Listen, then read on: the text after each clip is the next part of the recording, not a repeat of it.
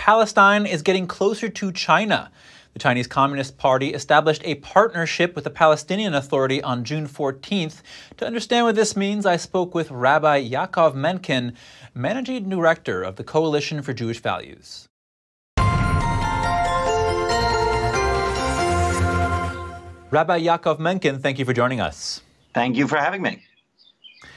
You know, Palestine is getting closer to the Chinese Communist Party, who we know is committing genocide against the Uyghur Muslims, Falun Gong practitioners, and persecuting a number of other groups. What does that say about Palestine?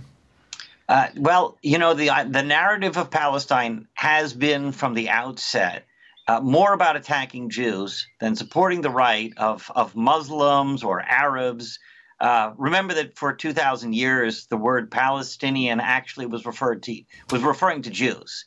So this is like a theft of an entire Jewish identity over 2,000 years that they're claiming now to be the rightful owners of that land. And here we have China backing them while their agenda is really one, again, of fighting the Jewish people. I mean, this just kind of proves it because, as you pointed out, China is the largest persecutor of Muslims right now in the world.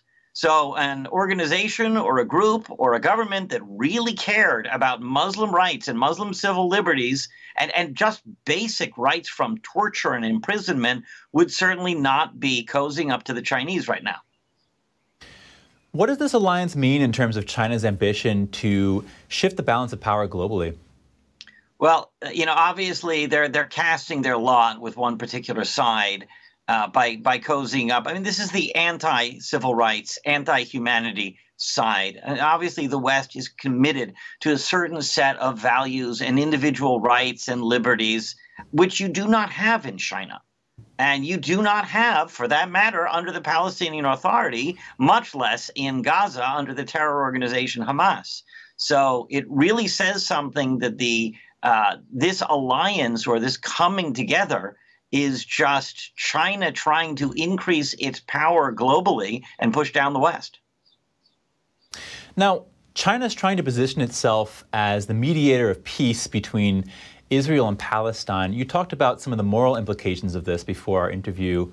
What are those implications? Well, you know, it's basically, first of all, to the Chinese, the CCP, I mean, good luck with that. They're not able to be an honest broker if they're in the process of making an alliance, particularly with one side.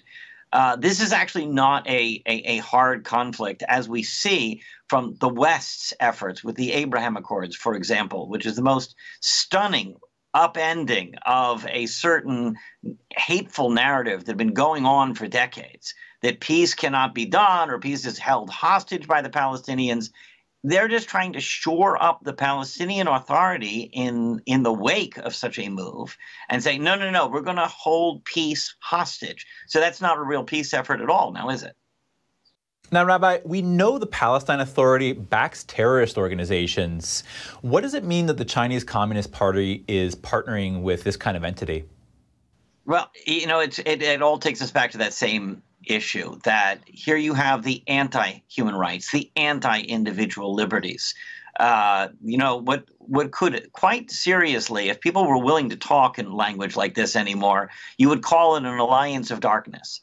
Because you have the CCP, which is busy oppressing Uyghur Muslims and trampling the civil rights of its own people. And you have the Palestinian Authority, which is trampling the civil rights of its own people. And simultaneously, it's not just a matter of supporting terror organizations, it's paying terrorists, individual terrorists who committed acts of terror. They or their families get substantial financial rewards from the Palestinian Authority under something called pay to slay. And it's actually a real dark mark on the Biden administration that they've resumed funding to the Palestinian Authority while the Palestinian Authority is still paying terrorists. It kind of turns the United States, much less the CCP, into a state sponsor of terror. And that's not somewhere we want to be.